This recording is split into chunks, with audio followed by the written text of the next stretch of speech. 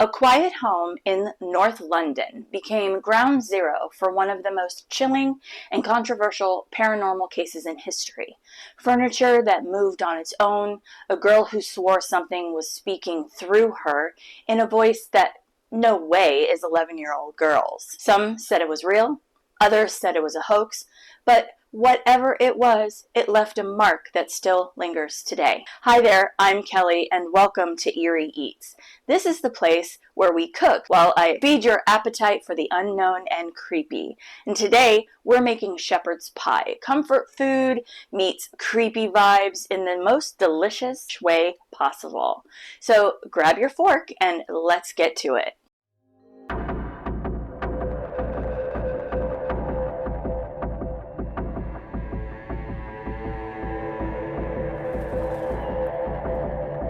Before we get started today, I'd like to go over the ingredients that I'm going to be using. We're going to be using ground chuck today, almond milk, some flour, garlic, Worcestershire sauce. I can never say that correctly. It calls for tomato paste, but I'm going to be using ketchup instead. Beef broth, shredded cheese, an onion, potatoes, and seasonings.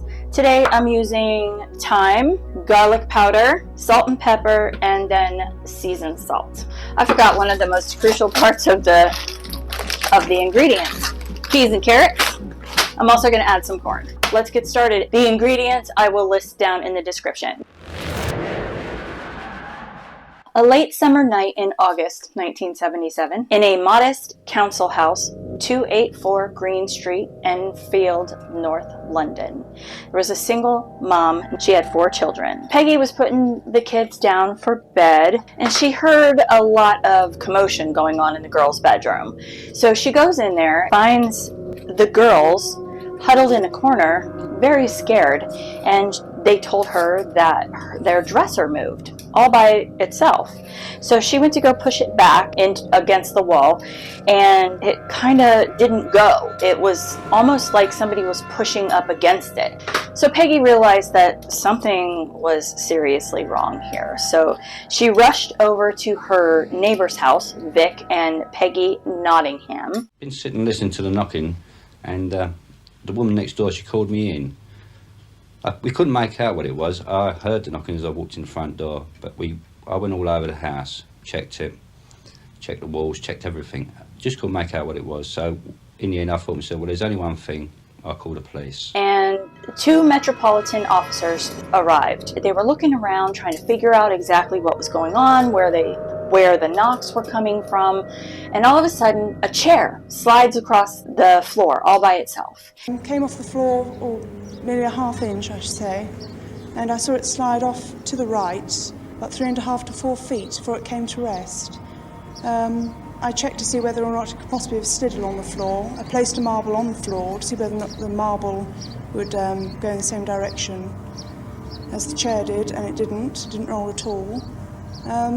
I checked for wires under the cushion of the chair, and I could find no explanation to it. So, unfortunately, they said there was no crime there, nothing that the police can do, so they left. And that moment marks like the true beginning of the haunting. The days and weeks that followed, the noises started reoccurring every night. And loud knocks on the walls, bed sheets being pulled off the kids when they're sleeping, objects being thrown around the house by unseen forces. There was also like sudden cold spots or unexplained breezes that was throughout the house. And at one point, a slipper just burst into flames with no explanation. So that definitely added a sense of danger to the already strange issues. The kids were in fear. Margaret was later quoted that she didn't understand what was going on. She said it was very frightening. Peggy is overwhelmed and she's confused.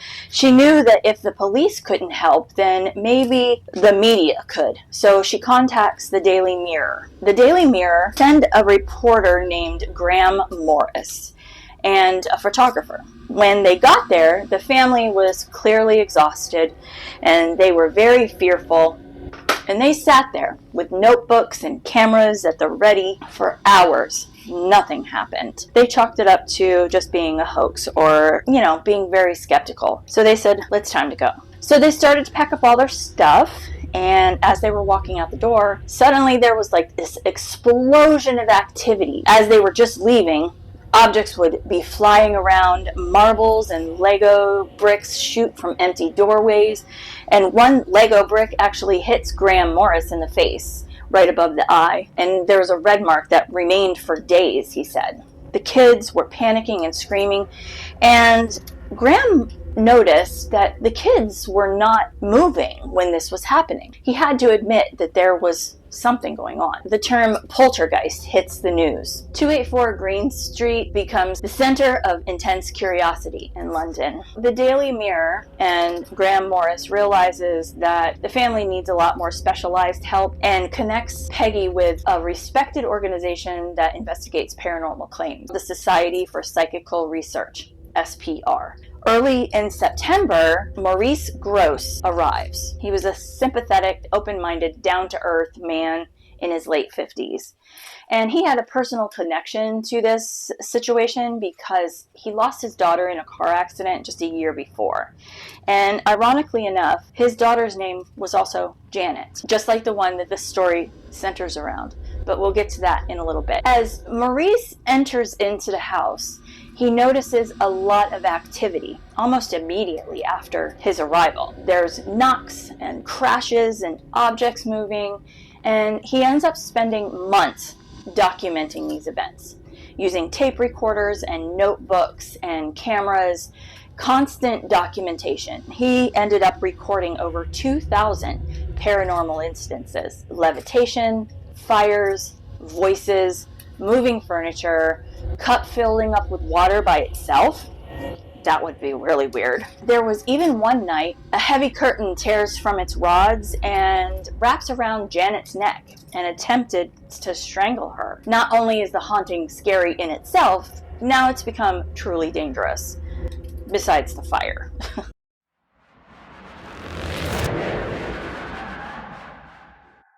The public is completely fascinated with this case. It is late 1977, and it has become front news on many, many newspapers. The crowd started to gather outside of the Hodgson home, hoping to catch a glimpse of anything paranormal. But inside, things are getting even stranger.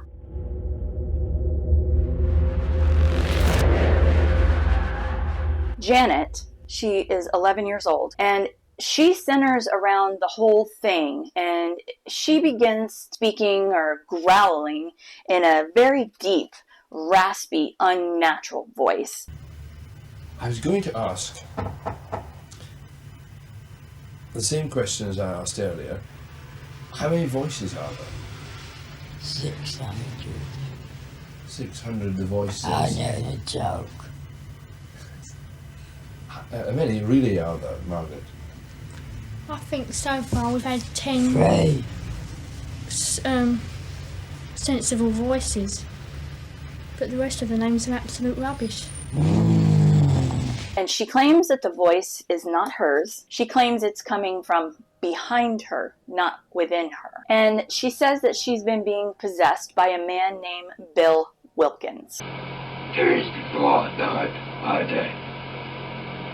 I went blind. Then I had an hemorrhage, and I fell asleep, and I died in a chair in the corner downstairs. In disturbing contrast, child's body, old man's voice, it was really odd. And ironically enough, a man named Bill Wilkins actually lived there, and he died in the same way that he described, in the same room.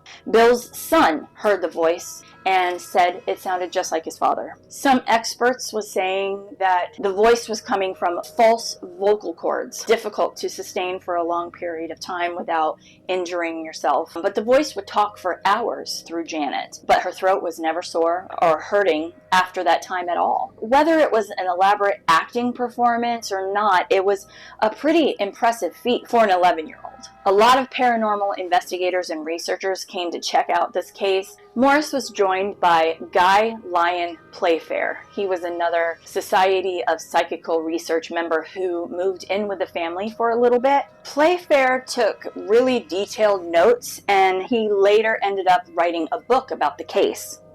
And Maurice Grosse and Guy Lyon Playfair both believed that the haunting was the real deal. But they weren't entirely naive, though, either. On a few occasions, they caught the girls imitating poltergeist activity. And they reasoned that the event, even if it was 10% of the activity that they faked, also another 90% that they could not explain. Maurice even went as far as offering like $1,000 to anyone who would be able to replicate the voice through ventriloquism or trickery or anything, but no one came forward and claimed it.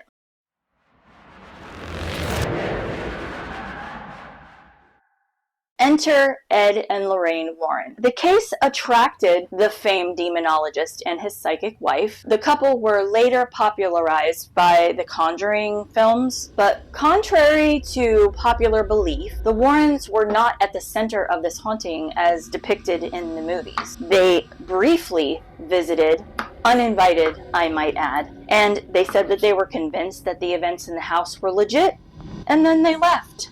The haunting continued, though, in waves, bursts of activities, objects flying around, Janet levitating off of her bed. There's famous pictures of this, which has also been very controversial. The haunting made headlines many times in British tabloids. The BBC radio reporter Rosalind Morris recorded hours of interviews capturing unnerving knocks and Janet's transformation into Bill.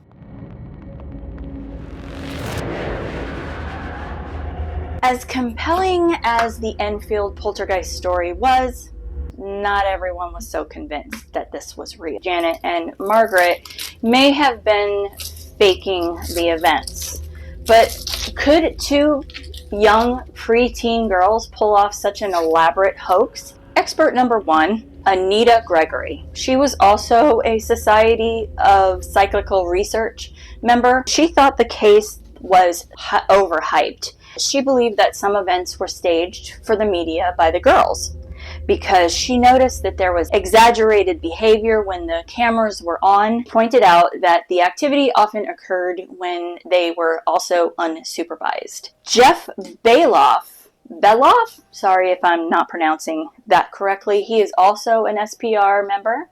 He suspected Janet of maybe learning ventriloquism through Bill's voice could have been a fabricated hoax. Janet's mouth was always partly covered or in dim light. There was magicians and ventriloquist professionals that investigated.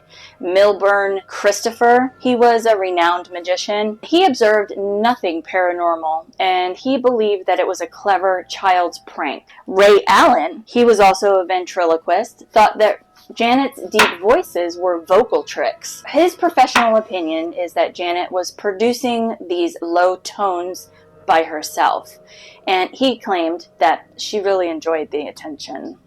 Researchers set up cameras without the girls' knowledge and caught Janet bending spoons and trying to bend an iron bar. Maurice Grosse also caught her faking knocks with a broom handle. Janet later admitted that she was trying to test the investigators. Just wanted to see if they'd catch us, she said. Janet and Margaret briefly confessed to playing tricks, told reporters they faked about 2% of the activity. And Janet said, "Oh yeah, once or twice we faked it. They always caught us." But later then she retracted the confession and indirectly claiming that 98% of the activity was genuine. But the skeptics were staying unconvinced. The doubts persisted due to evidence that was anecdotal, lack of actual physical evidence, and it being in a very far from controlled environment. Human perception is very fallible under stress, and people see what they expect to see. Once the idea of a ghost took hold, every knock and creak was interpreted as paranormal. The famous levitation photos look like she was just jumping off the bed, not floating. The activity only occurred when the girls weren't being watched. Many, like Joe Nickel, believe that the haunting was a clever hoax, possibly even unintentional, evolving from childhood mischief. The case for believers: despite hoaxes, some events defied explanation. A police officer saw a chair slide across the room.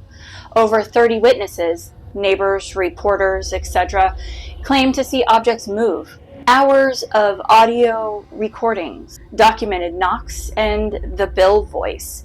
Some extreme occurrences were too difficult for children to fake. A heavy cast iron bed overturning. A steel fireplace torn from the wall. The case has never been conclusively debunked. Most skeptics agree that some parts remain unexplainable. The Enfield Poltergeist still divides opinions even decades later, and these things were not things that an 11-year-old girl could easily hoax with fishing line or sleight of hand. So, was the Enfield Poltergeist a hoax or a true haunting? Let me know what you think in the comments below. But in the end, I think that it might depend on who you ask and what you're willing to believe. For the Hodgson's family, it was a life-altering ordeal. Not even 100 skeptics' explanations could take that away from them. Either way, it remains a fascinating mystery with just enough credible evidence to keep the debate alive for even decades later. Thanks for hanging out with me today, and I hope that today's eerie tale gave you something to chew on. I'm gonna chew on this shepherd's pie because it looks delicious. I'll see you next time for more creepy stories and tasty treats. Until then, keep it spooky.